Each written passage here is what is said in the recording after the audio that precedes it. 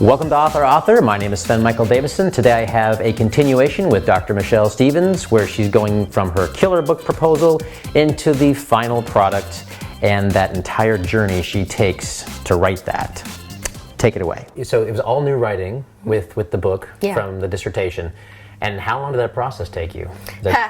I consider myself a fast writer, and I remember sitting in the room with all of these people at Penguin Random House, and I said, oh yeah, I can get this done in 9 months. And they all sort of looked aghast, because I'd never written a book though. So I thought it would take 9 months. It took 18 months. Wow. Yeah. Okay.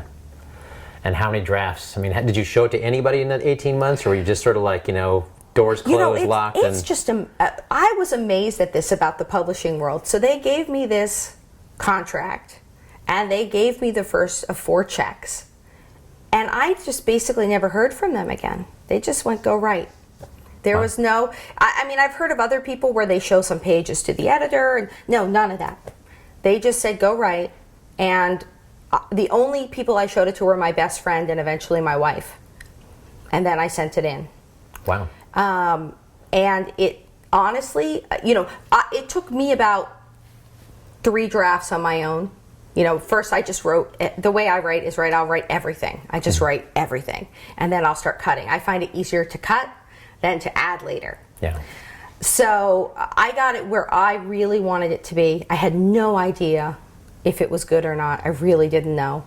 And I sent it in, and it took them 9 months to get back to me.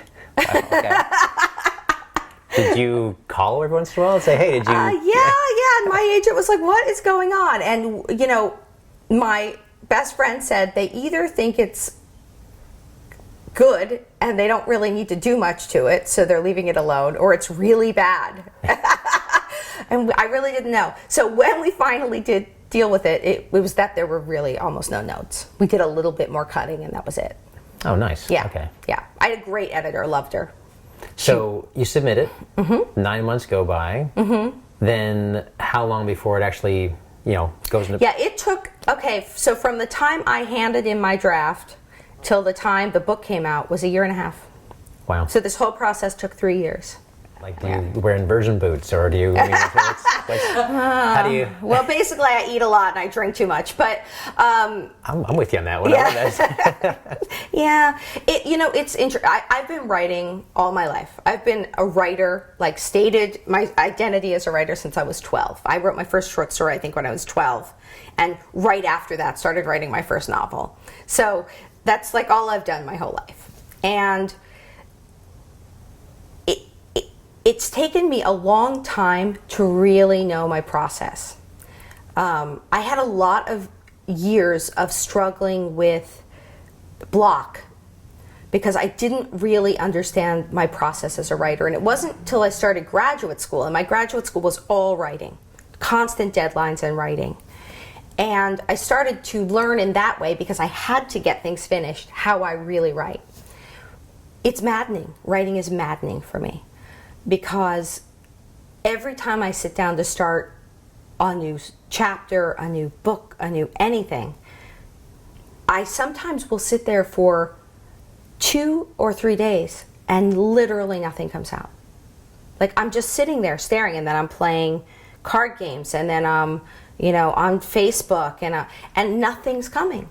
It's maddening, because days will go by and I can't do anything else. My wife will say, "Why, if you're just thinking, why can't you make the bed? Why can't you do the laundry?" And I can't. This is what I've learned. I can't. And then all of a sudden it starts. And then as I get going, then I'm in the zone. Is it start like a trickle? Like before the flood explodes? Yes. But that takes days. And what I've realized it is Stephen Sondheim wrote a song called Finishing the Hat. And he talks about, this is about an artist, but how you have to get through a window. And that's what it is for me. That time just sitting there staring at the screen is me switching my brain around to be in writer mode. And then when I'm in that world, I do not want to get out of it, because it takes so long to get in And then all I want to do is write. Don't talk to me, leave me alone. And then I'm a bear to live with because I don't want to do anything. I have no ability to say I'll write between 9 and 2. I cannot do it. I'm either writing and that's all I'm doing, leave me alone, or I'm not writing. So I'm picturing you right now, basically sitting in a room, just, kind of trying to get the process going for 3 days. And then I'm picturing you, once the process does come in, you're behind a barricade and no one sees you for 3 months and they just shove food under the door. I mean, is that what's going on? Pretty much, yeah. Wow. And certainly that worked better when it was shorter things. But when you're writing a book, and I had long chapters in my book, I would only come up for air between chapters. So it was tough, because I'm a mom and I'm married, and I just didn't want to see anybody. And I also, I'm one of these people, I can't write at a coffee shop. I just need quiet. So every weekend, my wife would take our kids somewhere, and then I loved that because I don't want there to be time.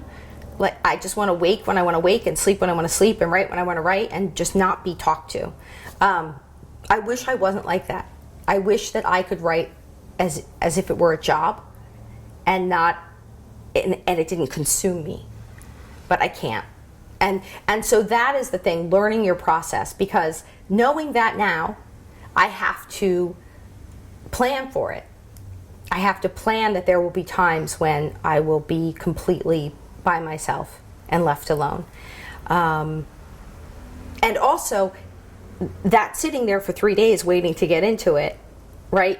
Back in the day, I would go, I'm just blocked, and just stop. And now I know that's not block for me. That's trying to get through the window. Gotcha. But it's maddening. And you said it took you 18 months to write that last book. So what was it, from your son's point of view, what do you think it was like to see Mom for 18 months? I mean, did you see much of him? Did you interact? Or I did, but because I had to. I am the primary caretaker. But I think it was tough for him. It was tough in that I wasn't completely mentally there. I mean, I did the job, but I wasn't available all the way. I wasn't always, because I'm trying to stay in that space. And basically, mom duty, I go through the function of it, but I can't wait to close the door in my office and get back to the work. I don't think that's the greatest thing. He'll joke about it, everybody jokes about it, that I'm starting to write again now. And everyone's like, oh God, just go away. So, I get really difficult when I write, just because I don't want to be bothered. I'm picturing it almost like, you do your commute to work, and you've done it so many times that one day you get in your car and the next thing you're at work. You're like, how did I get from home to work? Because you drove a car during that time. But I'm thinking, maybe that's just what your normal life, somehow you went through the motions, but you don't really know the details. Yeah, and it's so interesting because then when you're done, when I was finally done with that book and handed it in, it's like you have to remember what it is to live again. What did I used to do? How did I? Because it's now been almost 2 years since I handed in the book. So now I'm ready again to do something. But it took me a while to remember what hobbies were and people and And I hear a lot of writers say you should write every day, and that doesn't sound like you. But have you been writing it all last 2 years? I do write every day. Okay, you do. I do. Okay. That's every day forever. I write in my journal. Okay. That's the first thing I do in the morning. I just write.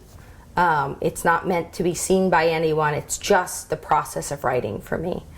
And that has been, I got that from Julia Cameron. I was reading The Artist's Way, and she talked about this thing called morning pages. And, that really over time has transformed my voice as a writer. People talk about my writing style, that it's so authentic, that you feel like you're just sitting across from me and I'm talking to you. And that is directly a result of every single day writing in my journal, just talking. So then when I go to transpose that to writing a book, it's still just me talking as if it's my journal. I don't have any of that sense of, oh, it's a book, other people will see it. I'm just writing. So I do believe in writing every day. And when I do shorter things, I do a lot of articles and stuff. I do that same process, but it's a much shorter thing. Gotcha. I can write a piece for, like if it's a 600-word piece, I'm only horrible for one day. Okay. That's good. Yeah. And do you ever go back and look at those journals? I mean, how far do these journals go back? And Oh my God, forever. And yeah, they're funny. You just complain about the same stuff for like a decade. It's really sad. I've been saying I need to go on a diet for a decade. I do, and in fact, I pulled them for my last book, for Scared Selfless. I ended up going back and looking at journals, and for the memoir I'm just starting now, I am starting to pull out my old journals. Gotcha. The only time I ever look at them, I don't read them except they jog my memory of certain things now. And when you're writing memoir, that's very useful. Yeah, definitely. And in fact, I put some snippets of my journals into Scared Selfless. Okay. Because it shows then my frame of mind at that time. Makes sense. Yeah. Wow. So, any other writing quirks or habits that you have? Again, just do you like extensive outlines? Do you? I'm definitely an outliner. Yeah, absolutely. I always start with an outline that's pretty extensive, and then in terms of bullet points, and then I just let myself write. But Gotcha. it gives me a guide. I can't just write. I need a guide. But once I have a guide, I know some people who really try to plot out everything. They do the index cards and things like that. I can't do that. That'll drive me crazy. I need to feel freer than that. Gotcha. But free within that framework of the outline, yeah. And for instance, the book, if you look at my proposal and you look at the book, I didn't veer at all. It's exactly the same. I handed in exactly what I said I would do. So I had already thought out my whole book before I ever started writing it. Yeah, and plus you had a dissertation, so in a way you almost kind of in that one, fleshed it out. yeah. And so that's the challenge now as I'm starting a new memoir.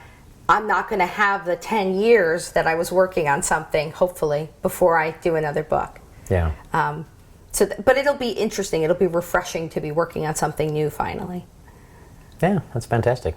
Can't wait to see it. I like to call it a memoir/psychology book because it really is both.